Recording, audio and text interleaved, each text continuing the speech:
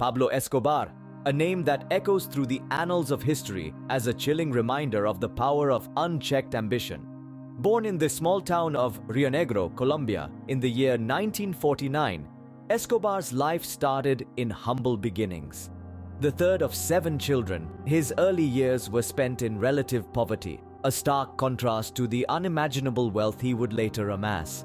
From a young age, Escobar displayed a knack for entrepreneurship, albeit of a dubious kind. He began his life in crime with small-scale endeavors, engaging in petty thievery and scamming tourists with counterfeit lottery tickets.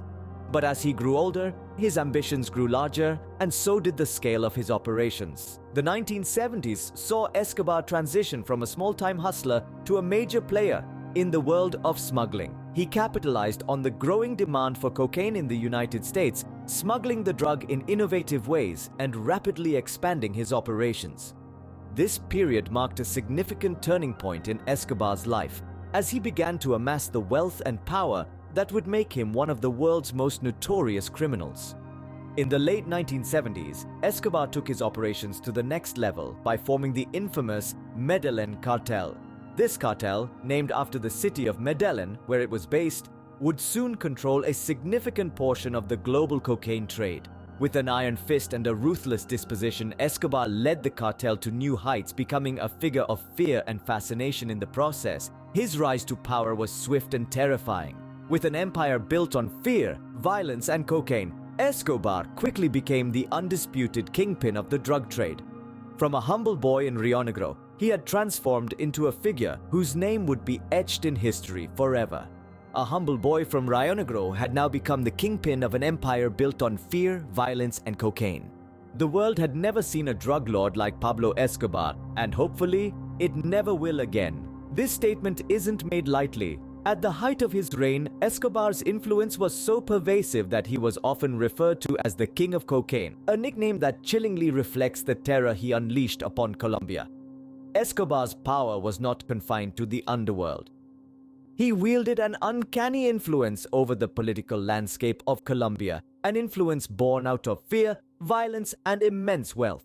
His empire, the Medellin cartel, was responsible for more than 80% of the cocaine smuggled into the United States. His net worth? An estimated $25 billion at his peak, making him one of the wealthiest criminals in history. Yet Escobar was not just a figure of terror. In a paradoxical twist, he was seen by many as a Robin Hood-like figure. He used his vast wealth to construct schools, hospitals, and housing projects for the poor. His philanthropy won him a fan base among the impoverished citizens of Medellin, who saw him as a benefactor rather than a criminal. But Escobar wasn't content with being a kingpin and a benefactor. He sought legitimacy by attempting to enter politics. In 1982, he was elected as an alternate member of the Chamber of Representatives of Colombia as part of the Liberal Party. But his political career was short-lived.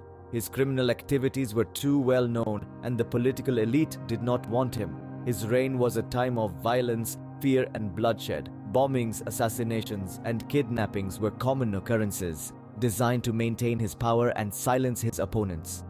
The Colombian government was in a state of constant turmoil, caught in a war with a man who seemed unstoppable. Escobar had become a paradox, a terror for some, a hero for others, and a nightmare for the Colombian government. His story serves as a stark reminder of the devastating consequences of unchecked power and wealth. Escobar's reign was destined to crumble. The downfall of Pablo Escobar was not a sudden event, but a culmination of relentless pursuits and unyielding pressures from various fronts. The Colombian government, weary of the havoc and fear Pablo had instilled in the country, began to tighten the noose. Backed by the United States, they launched a massive manhunt, the scale of which Colombia had never seen before. Simultaneously, the DEA, the Drug Enforcement Administration, had intensified their operations. They were determined to bring down the man they considered the kingpin of the global drug trade. The DEA's efforts were relentless, their pursuit tireless, and their resolve unshakable. In response to the escalating violence and lawlessness, the Colombian government formed the Search Bloc, an elite, specially trained police unit, with one sole objective: to hunt down Pablo Escobar.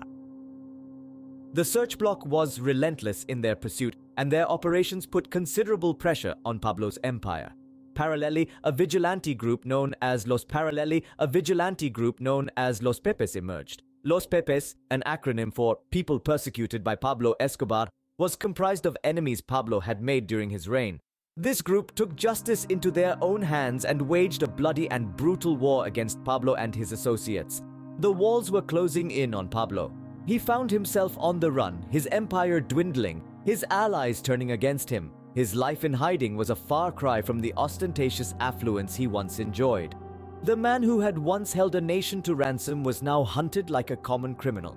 The relentless pursuit finally came to a head in December of 1993. Cornered on a rooftop in his hometown of Medellin, Pablo Escobar, the kingpin of the Medellin cartel, met his end. In the end, the reign of Pablo Escobar ended not with a bang, but with a whimper. Pablo Escobar, a man of contradictions, left behind a legacy that continues to impact Colombia and the world.